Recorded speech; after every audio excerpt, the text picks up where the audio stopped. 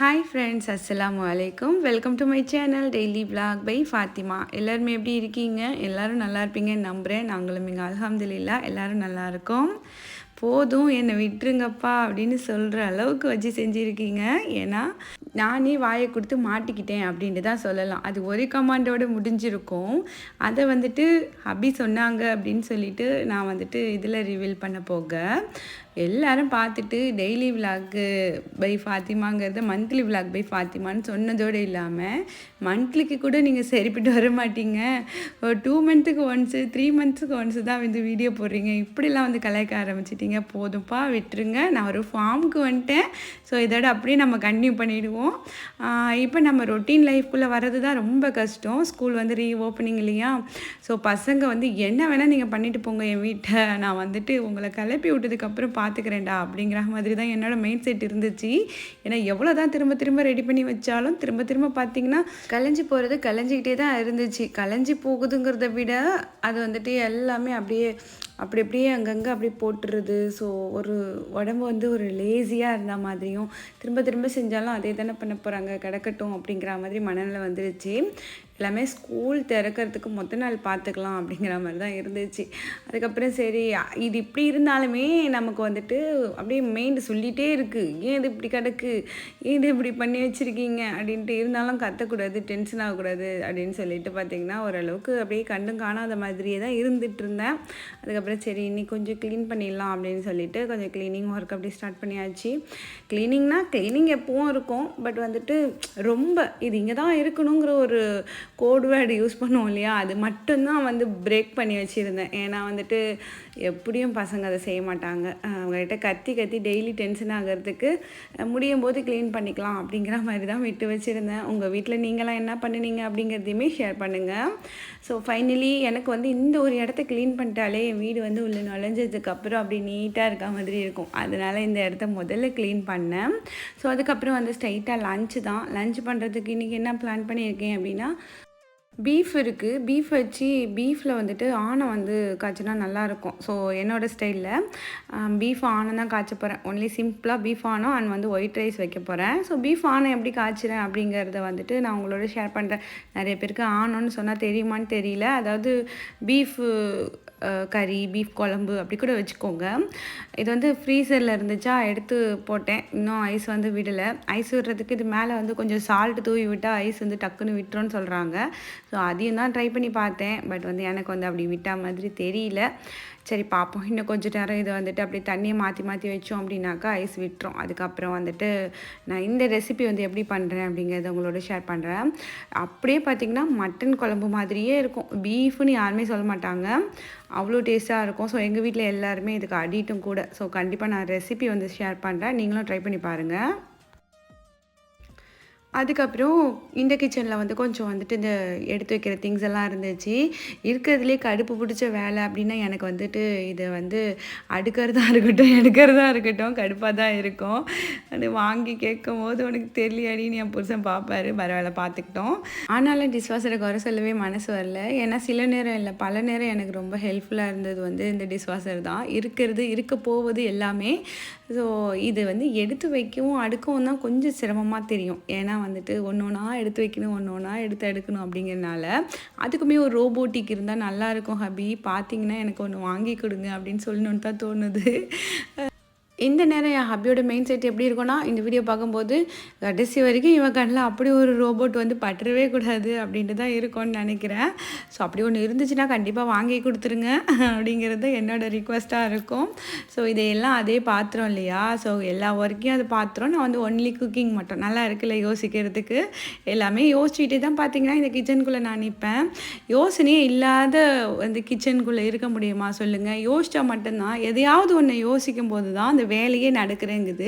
இல்லைன்னா யாருக்காவது ஒரு ஃபோன் போட்டு பேசணும். அதாவது நமக்கு பிடிச்சவங்க கிட்ட நம்மளை மாதிரியே திங்கிங் உள்ளவங்க கிட்ட மட்டும் தான் பேச முடியும். பேசிக்கிட்டே வந்துட்டு அப்படியே வேலையை பார்த்தோம் அப்படின்னா எப்படி வேலை முடியுதுன்னே தெரியாது. ஸோ வேலையை முடிச்சதும் தெரியாது, பெட்டில் வந்து படுத்ததும் தெரியாது. அந்தளவுக்கு ஸ்பீடாக ஒர்க் நடக்கும். என்னோட கான்டாக்ட் லிஸ்ட்லேயும் அந்த இடத்த பிடிச்சவங்க ஒரு 2, 3 பேர் இருக்காங்க. ஸோ அவங்கக்கிட்ட பேசிக்கிட்டு தான் பார்த்தீங்கன்னா, என்னோட மேக்ஸிமம் ஒர்க் நடக்கும். இந்த மாதிரி விளாக் எடுக்கும்போது தான் மேக்ஸிமம் நான் பேசாமல் வந்து விளாக் எடுப்பேன். ஸோ இது இப்படி தான் பார்த்தீங்கன்னா, என்னோடய பொழுது வந்து போயிட்டுருக்கும். அதுக்கப்புறம் கொஞ்சம் அங்கே இருக்கிறது இங்கே மாற்றுறது, இங்கே இருக்கிறது அங்கே மாற்றுறது, இது எப்போவுமே நமக்குள்ள ஒரு மெயின் செட் இல்லையா?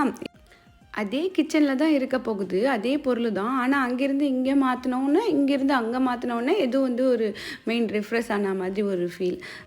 இதையே நீங்களும் ஃபீல் பண்ணியிருக்கீங்க அப்படின்னாக்கா, எனக்கு வந்துட்டு நிறைய ரெட் ஹார்ட் கொடுங்க.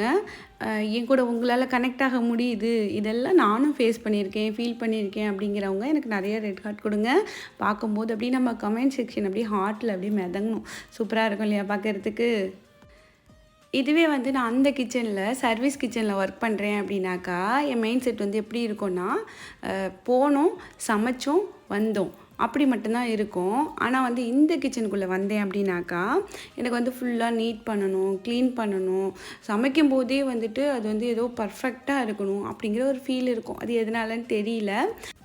ஆனால் ரொம்ப கம்ஃபர்ட்டாக சமைக்கிறது இந்த நான்வெஜ் ஐட்டத்தை அப்படின்னாக்கா, நான் வந்து சர்வீஸ் கிச்சன் தான் எல்லாருக்குமே ப்ரிஃபர் பண்ணுவேன். அங்கே மட்டும்தான் அதிரடியாக சமைச்சிட்டு வந்தாலும் அப்படியே அசராமல் இருக்கலாம். இங்கே வந்து அதிரடியாக சமைச்சோன்னு வச்சுக்கோங்களேன், எல்லாத்தையும் நம்ம தான் துடைச்சிட்டு இருக்கணும். இதை வந்து திரும்பியும் இந்த லுக்குக்கு கொண்டு வரதுக்கே நம்ம ஒரு 1/2 ஹவர் செலவு பண்ணணும். 1/2 ஹவர்லேருந்து 1 ஹவர் கூட ஆகிடலாம். ஸோ அதனால் வந்துட்டு எல்லோரும் புதுசாக இப்போ வீடு கட்டுறீங்க அப்படின்னாக்கா, ஒரு சர்வீஸ் கிச்சன் சின்னதாவது ஒன்று பிளான் பண்ணிக்கோங்க. அதுதான் என்னோடய சஜஷனாக இருக்கும். ஸோ அதுக்கப்புறம் ரைஸ் குக்கரில் கலைஞ்சி வச்சிடலாம் அப்படின்னு சொல்லிட்டு அதை எடுத்துகிட்டு இருக்கேன். அப்புறம் இந்த ரைஸ் ஸ்டோரேஜ் கண்டெய்னரை பற்றி நிறைய பேர் கேட்குறீங்க எப்போ என் வீடியோவில் பார்த்தீங்கன்னா. இது வந்துட்டு நான் வந்து ஹோம் சென்டரில் இந்த வீடு குடிப்பூந்த அப்போ நான் வந்து குடிப்பூறதுக்கு முன்னாடியே நான் வந்து வாங்கி வச்சுட்டேன், இதெல்லாம் தேவைப்படும் அப்படின்ட்டு. இப்போ கூட நான் நினைக்கிறேன் இன்னும் 2 வாங்கியிருந்துருக்க கூடாதா அப்படின்னு சொல்லி. அப்போ வந்து நான் 2 தான் வாங்கியிருந்தேன். ஸோ இப்போ கேட்குறீங்க, ஆனால் இப்போ வந்து இல்லை, இந்த மாதிரி உள்ளது இல்லை, வேறு மாதிரி இருக்குது. பட் இந்த மாடல் இல்லை. நானே நினச்சேன் இன்னும் 2 கூட நம்ம வாங்கி வச்சுருந்துருக்கலாமோ அப்படின்னு சொல்லிட்டு. ஏன்னா வேறு ரைஸ் கொட்டி வைப்போம் இல்லையா, பச்சரிசி அதுக்கெலாம் வந்து தேவைப்பட்டுச்சு. பட் வந்து அப்போங்க தோணுனது 2 வாங்கினா போதும் உண்டு.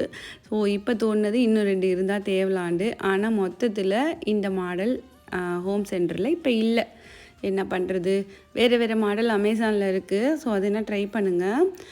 ஸோ அதுக்கப்புறம் எனக்கு ரொம்ப ஹெல்ப்ஃபுல்லாக இருக்கிறது இந்த ஒரு ரைஸ் குக்கர் தான். ஸோ இதில் வந்துட்டு நம்ம வந்து கீ ரைஸ்லேருந்து பிரியாணிலேருந்து எல்லாம் ஜீரா ரைஸ், வெஜிடபிள் ரைஸ்னு என்ன வேணாலுமே பண்ணிக்கலாம். எல்லாமே ரொம்ப பர்ஃபெக்டாக வரும்.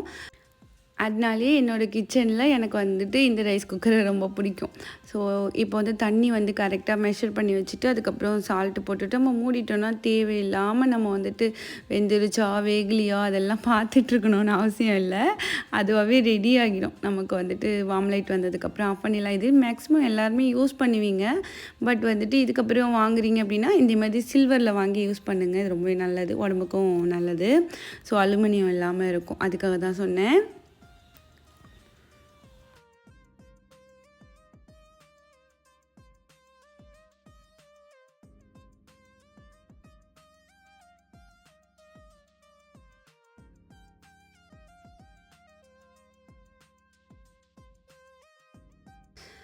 இப்போ வந்துட்டு நம்ம பீஃப் வந்து வேக போட்டுடலாம். ஃபஸ்ட்டு எப்போவுமே வந்துட்டு மட்டனாக இருக்கட்டும், பீஃபாக இருக்கட்டும், நம்ம வந்துட்டு வேக வச்சு எடுத்துட்டு அதுக்கப்புறம் வந்து அதில் வந்து ஆனங்காய்ச்சி பாருங்கள், அது வந்துட்டு சூப்பராக இருக்கும். மொத்தத்தில் அப்படியே வதக்கி விட்டு சில பேர் வந்துட்டு, நானும் அப்படி காய்ச்சுவேன், டைம் இல்லை அப்படின்னாக்கா அதுலேயே வந்து கறியும் போட்டு வதக்கி அப்படியே வந்து விசில் விடுறது. அது வந்து கொஞ்சம் ஒரு மாதிரி அது ஒரு டேஸ்ட் வேறு மாதிரி இருக்கும். டோட்டலி இதோட டேஸ்ட் வந்து வேறு மாதிரி இருக்கும். இந்த மாதிரி ட்ரை பண்ணுங்கள். அதாவது இஞ்சி பூண்டு பேஸ்ட்டு கொடுத்து கறி நல்லா கழுவி எடுத்ததுக்கப்புறம் இஞ்சி பூண்டு பேஸ்ட்டு கொடுத்துட்டு லைட்டாக மஞ்சள் தூள் கொடுத்து நீங்கள் வந்துட்டு வேக வச்சிடணும். ஒரு 5-6 விசிலுக்கு மேலேயே. இது வந்து பீஃப் அப்படிங்கிறனால நம்ம வந்துட்டு ஒரு 6-7 விசில் கூட வச்சுக்கலாம். கொஞ்சமாக தண்ணி ஊற்றி வேக வச்சுருங்க. இதே தான் வந்துட்டு நீங்கள் வந்து மட்டனுக்கும் பண்ணணும். நான் மோஸ்ட்லி கறியானம் காய்ச்சினேன் அப்படின்னாக்கா இந்த மெத்தடில் தான் பண்ணுவேன். எனக்கு இப்படி பண்ணால் தான் வந்துட்டு ரொம்ப பிடிக்கும். எனக்காக ஒரு முறை நீங்கள் இதே மாதிரி ட்ரை பண்ணி பாருங்கள். ஸோ இப்போ வந்துட்டு கொஞ்சம் தண்ணி சேர்த்துட்டு அதுக்கப்புறம் இஞ்சி பூண்டு பேஸ்ட்டு கொடுத்து மஞ்சள் தூள் சேர்த்து ஸோ வந்துட்டு விசில் வச்சாச்சு. ஒரு 7, 8 விசில் பக்கம் வந்துச்சுன்னா பார்த்துக்கோங்க. இப்போ விசில் அடங்கினதுக்கப்புறம் தான் நான் உங்களுக்கு ஓப்பன் பண்ணி காமிச்சிருக்கேன். இப்படி தான் இருக்கும். அது ஒரு பக்கம் இருக்கட்டும். அது கூட வந்துட்டு ஒரு 3, 4 வெங்காயம், மீடியம் சைஸ் வெங்காயம் வந்து இங்கே கட் பண்ணி வச்சுருக்கேன். அது கூட ஒரு 3 தக்காளி, இந்த மாதிரி நல்லா பழுத்த தக்காளி எடுத்துக்கோங்க. நல்லா ஒரு கைப்பிடி அளவுக்கு புதினா மல்லி எடுத்துக்கோங்க. எல்லாத்தையும் நல்லா க்ளீன் பண்ணி ஸோ இந்த மாதிரி கட் பண்ணி எடுத்துக்குவோம்.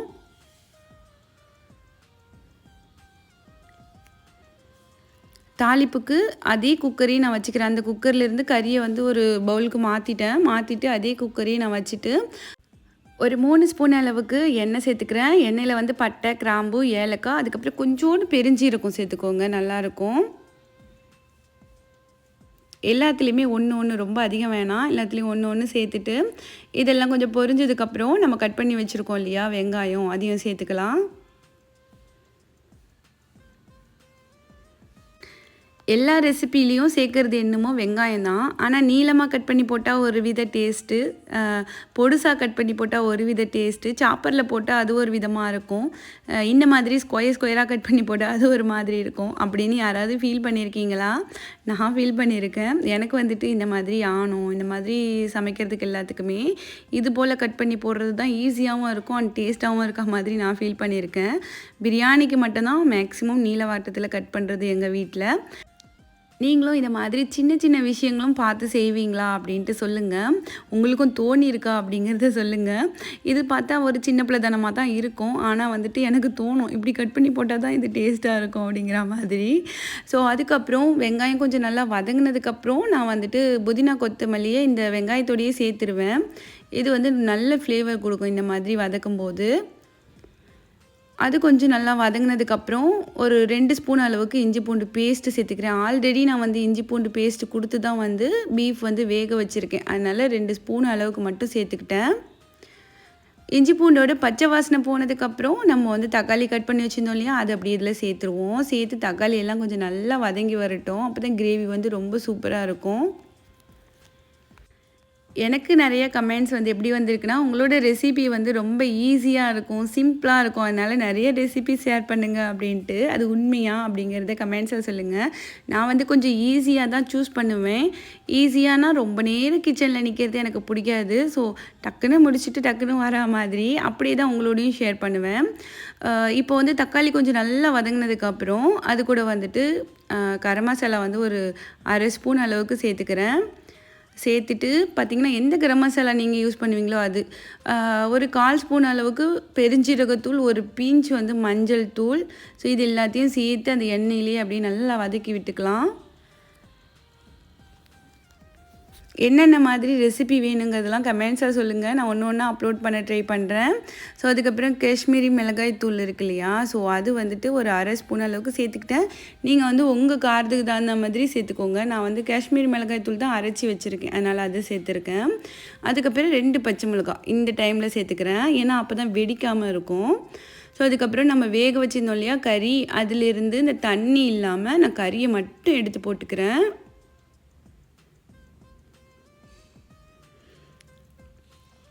இதே மாதிரியே அப்படியே நீங்கள் வந்து மட்டனில் செய்யுங்க, ரொம்ப சூப்பராக. இது எப்படி செய்கிறோமோ அதே மெத்தட் தான் மட்டனில் செய்யுங்க, ரொம்ப சூப்பராக வரும். அதுக்கப்புறம் ஒரு 1/2 பாக்கெட் அளவுக்கு தயிர் வந்துட்டு நீங்கள் வந்து ஒரு 3 டேபிள் ஸ்பூன் சேர்த்துக்கோங்க. ஒரு ரொம்ப புளிப்பு இல்லாத தயிராக சேர்த்திங்கன்னா நல்லாயிருக்கும். இதையும் சேர்த்துட்டு அந்த எண்ணெயோடு அப்படியே லைட்டாக வந்துட்டு வதக்கி விட்டுக்குவோம். அந்த எண்ணெயில் இருக்கிற ஸ்பைசஸோடு இந்த பீஃப் வந்து கொஞ்சம் நேரம் அப்படியே வேகட்டும். ஃப்ளேம் வந்து சிம்முக்கு மாற்றிக்கலாம். ஸோ இப்போ நல்லா எண்ணெய் பிரிஞ்சு வந்துருச்சு இல்லையா, இந்த டைமில் நம்ம கறி வேக வச்சோம் இல்லையா, அந்த தண்ணியை அப்படியே இதில் சேர்த்துக்கலாம். அந்த குக்கர்லேருந்து கலெக்ட் பண்ண தண்ணி அது. இது கூட நம்ம வீட்டு குழம்பு மசாலா தூள் இருக்கு இல்லையா, எல்லாம் புளிக்குழம்புக்கெலாம் யூஸ் பண்ணுற தூள் தான் இது. இந்த தூள் வந்து ஒரு 3 ஸ்பூன் சேர்த்துக்கிறேன். மீன் குழம்புக்காக இருக்கட்டும், சாம்பாருக்காக இருக்கட்டும், எங்கள் வீட்டில் என்ன ஆனங்காய்ச்சினாலும் இந்த ஒரு தூள் இருந்தால் போதும் அப்படிங்கிற மாதிரி தான் இருக்கும். எல்லா ஆனமும் ரெடியாக்கிடலாம். ஸோ அதுக்கப்புறம் கொஞ்சோன்னு தண்ணி சேர்த்துட்டு பார்த்திங்கன்னா இது அப்படியே நல்லா இப்படி மிக்ஸ் பண்ணி விட்டுட்டு, ஸோ உப்பு காரம் எல்லாமே பார்த்துக்கலாம் இந்த ஸ்டேஜில். ஃபைனலாக இதோட தேங்காய் பேஸ்ட்டு சேர்த்துட்டோம் அப்படின்னாக்கா நமக்கு வந்து மட்டன் குழம்பு ரெடி. ஸோ வந்து ஒரு 4 பத்தல் அளவுக்கு தேங்காய் எடுத்து நல்லா பட்டு மாதிரி அரைச்சிட்டேன். அதில் இன்னுமே கொஞ்சம் திப்பி இருக்கும் இல்லையா, ஸோ அதெல்லாம் அப்படியே வந்துட்டு நான் அம்மா வடிகட்டுற மாதிரி கையாலேயே வடிகட்டிட்டேன். எப்போவும் வந்துட்டு நம்ம ஸ்டைனர் தேட மாட்டோம் இல்லையா, ஸோ இந்த மாதிரி தான் வந்துட்டு செய்வோம் வீட்டில் சமைக்கும் போது. ஸோ அதையே வந்துட்டு அப்படியே ஃபாலோ பண்ணிட்டேன். நீங்கள் வேணால் ஸ்டைனரில் வச்சு வடிகட்டி ஊற்றிக்கோங்க.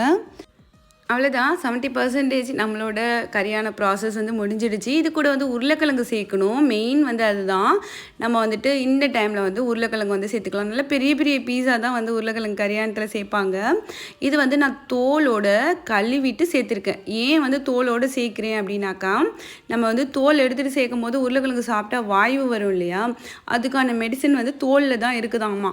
அதனால் வந்து தோலோடு தான் வந்து கட் பண்ணி சேர்க்கணுமா. நம்ம வந்து சாப்பிட்ற நேரத்தில் தோலை வந்து பீல் பண்ணிவிட்டு வந்து சாப்பிட்டுக்கலாம். ஸோ அதனால் வந்துட்டு சில டாக்டர்ஸ் வந்து இப்படி சொல்லி நான் கேள்விப்பட்டேன். ஏன்னா நான் வந்து உருளைக்கிழங்கு சாப்பிடும்போது அந்த ஒரு மாதிரி மூச்சு பிடிப்பு மாதிரி வர்றது, ஸோ வாய்வு பிரச்சனை அதெல்லாம் வர்றது வந்து ஃபேஸ் பண்ணியிருக்கேன். அதனால் வந்துட்டு இது சாப்பிட்றதே வந்து அவாய்ட் பண்ண ஆரம்பிச்சிட்டேன். ஆனால் வந்து உருளைக்கிழங்கு கல்யாணத்தில் சேர்த்தோம் அப்படின்னா ரொம்ப பிடிக்கும் எனக்கு. ஹப்பிக்கெலாம் வந்து ரொம்ப பிடிக்கும்.